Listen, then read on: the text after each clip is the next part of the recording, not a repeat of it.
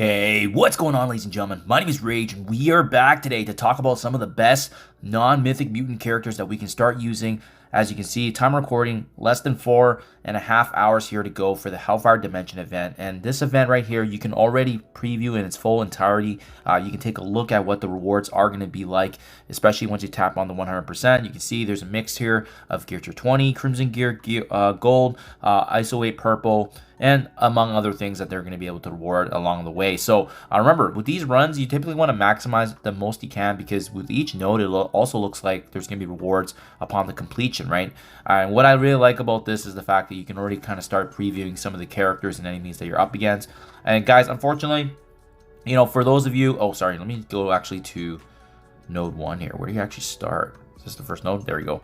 The first node here doesn't actually look too bad. As you can see, only a mixture here of Gear Tier 15, Gear Tier 16 characters, from what I can tell. But again, we don't really know what other bonuses they have as well. Our Cosmic Crucible bonus is live. As you can see, Hellfire Club characters are going to gain Safeguard. So, you know, there are going to be some benefits, obviously, for those that already have Hellfire Club built up. But guys, in my honest opinion, I don't think we are going to be needing the Hellfire Club, because there's just so many powerful mutant characters that we're going to talk about that I would recommend going through. And again, there's 8 missions in total, and if you want to just take a look at what even at the very end looks like, basically a bunch of Gear Tier 20 characters, right? Quasar, Thanos Endgame.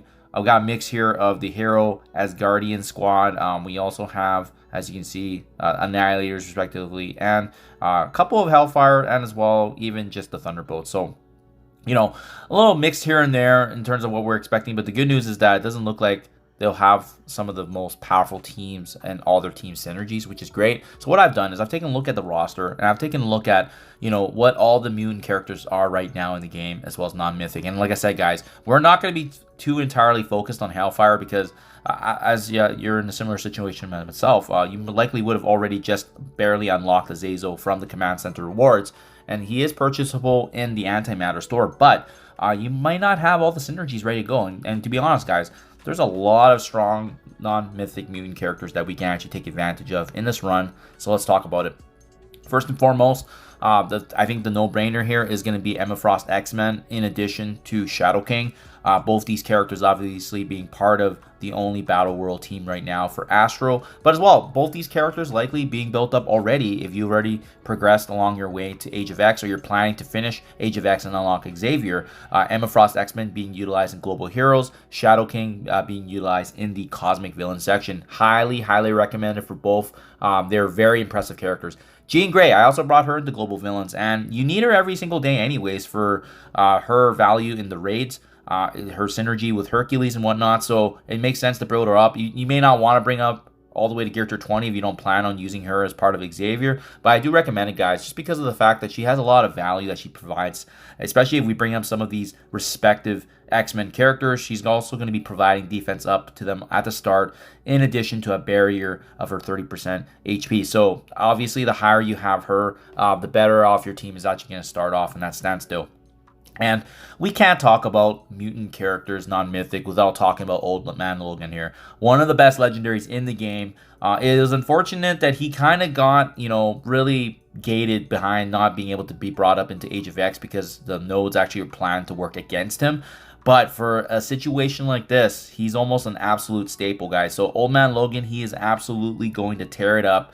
You don't need him in Gear Tier 20. Gear Tier 19 likely will get the job done. I don't recommend bringing him to Gear Tier 20, because he's not going to help out for Age of X. The only time I would recommend it is if you finished already and unlocked Professor Xavier and you got mutant gear to spare. By all means, do what you feel like is going to be bettering your roster overall, but he is an absolute staple. So those 4 characters, I believe, are going to be very, very strong additions already and going to be the core of my team.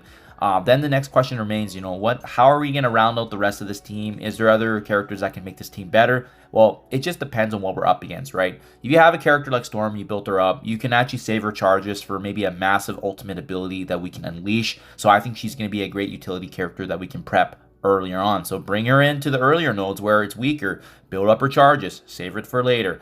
We have a character like Beast. Don't need him built up to actually be utility based, because both is special, having a heal that's very useful and an ultimate ability that provides value across the board to all X-Men allies, defense up, depending on what they are, right? A blaster brawler, protector controller, speed up. energy regeneration, you name it, right? So we don't know what other bonuses or other raid modes are going to be active during this run, but if there are any kind of raids kicking in, you bet that beast is going to be providing a bit of value there. So that's awesome to see. You need a bit of a speed increase, maybe for utility base. Nightcrawler also wouldn't be a bad idea. Same with the Azazel, providing that drain for some of the respective team members, right? So I think it's just going to be ultimately dependent on what we see as we progress through the battles. If we're not getting that speed advantage, Nightcrawler, I think Emma Frost would be great. Remember, she's obviously going to have that Hellfire Club tag, so she's going to get a little bit of extra bonuses coming from playing through the nodes, and like as I showed earlier, maybe actually even gaining safeguard and other things as we progress here, right? So very, very notable, guys. I personally don't have them built up, but just because my focus has never been Cosmic Crucible, but I would highly recommend Omega Red Phoenix Force. If you brought him up into Age of X, if you have him invested in from Cosmic Crucible, this guy's going to be an absolute monster for this game mode, especially what he can bring in terms of his offensive potency, the damage he can do, especially if you synergize him as well with Phoenix. So again, two characters that are part of the meta right now, and they're very, very relevant. So a great value to be had. Aside from that, I mean, most of us probably have some of these extreme X-Men characters like Forge, Sunspot. The synergies there. Most of us probably will have North Star built up for Alpha Flight. I don't know if I would recommend it, to be honest, just because they're more specialized in raids, to be honest. So they might be good as a sack team, perhaps, to take in some attacks. But that's the good news about this, guys. This game mode, there's a lot of non-mythic mutant characters that we can take advantage of and just burn, so that way they can help us progress further into additional attacks. A really obvious one is Magneto, because he's got one of the faster speeds in the game, and especially with his ultimate ability where he can pull them all together with a devastating blind, I can see him being a big value add for sure. And I'm just scrolling through real quickly here just to see if I missed anyone. You've got Starjammers built up. Obviously, they would be good, but as you guys can see, I do have a tendency to skip Cosmic Crucible teams unless I absolutely need them for some sort of specific legendary unlock there, guys. So, Rachel Summers makes sense. Obviously, Madden Pryor, if you have them built up. I'm just taking my time. I haven't built them up yet, but they will get built. I just won't do it for this event because I know I can probably get it done with what I have right now on the top of my roster, guys. So, there you have it. In my opinion right now, the best non-mythic mutant characters that we can take advantage of to finish this event that's coming in just a few hours, guys. We'll be back. If it's hard, I'll make some gameplay content for you, but if it's easy, I'm probably just going to coast through it, and you won't likely see any update from me. So just my 2 cents, guys. Do let me know down in the comments below if I missed anybody important, if there's anyone that you would personally recommend as well. Thank you for your time as always, and I'll catch you guys in the next one.